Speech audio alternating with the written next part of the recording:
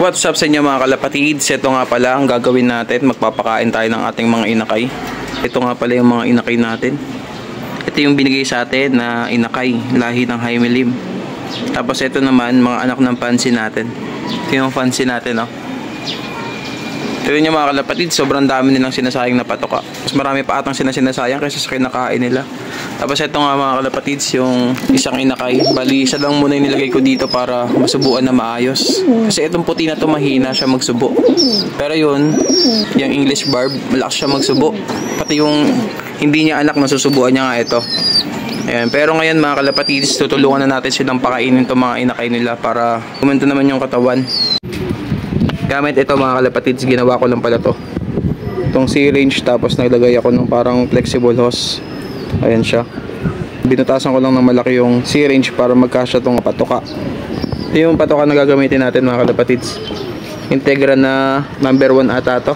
Durog-durog. Ayan siya. Tapos lalagyan natin ng tubig. Ayan. Timplahin na natin mga kalapatids. Tapos lagay tayo ng 1 kalahati muna.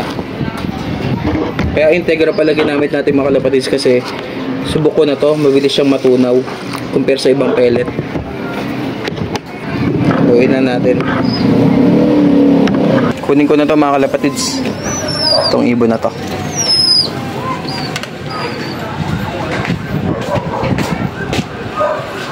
Mekos-mekos lang natin hanggang sa matunaw siya. Ito yung Victory na digestion pills. Ayan, para mabilis siyang matunawan. At eto na nga, kinuha na natin yung dalawang inakay nung fancy pigeon natin. Yung kulay mga kalapatids, kulay itim. Tapos yung magulang nila, ibang klase yung kulay eh. White tapos brown. Tapos ganito yung nilalabas nila lagi, itim. Ayan, itim. So ito mga kalapatids, oh, payat na nito. Kaya kailangan talaga natin subuan. Ito medyo okay pa yung katawan eh. Pero okay lang naman to kahit maliit sila. Kasi hindi naman natin to kinakarera. Parang display lang dito sa kulungan natin. Ayan. Pero ito baka pag-practicean natin sa pre-flight. Pakainin na rin natin ng Victory mga kalapatids.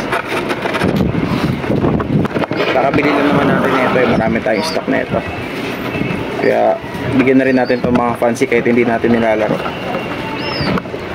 Ito na. Tignan natin kung pwede na. Pwede na mga kalapatids, oh. Ayan. Isang buong ganito, busog na agad yan.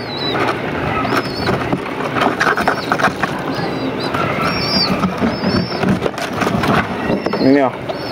Busog na agad.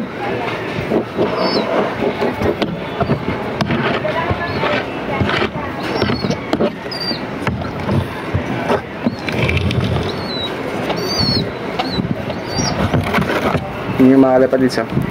Walang laman.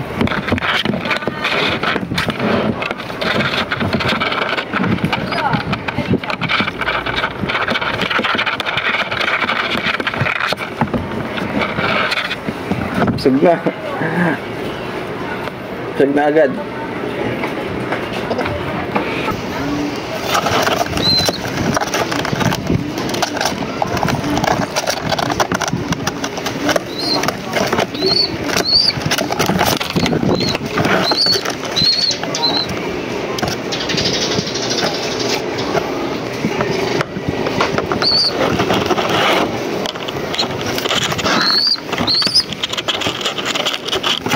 Busog na sila, oh.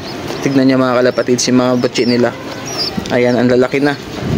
Compare kanina, walang kalaman-laman. Kasi nahihirapan na nga magsubo yung mga magulang na ito. Kasi sinasabay ko sa pasubo ito. Itong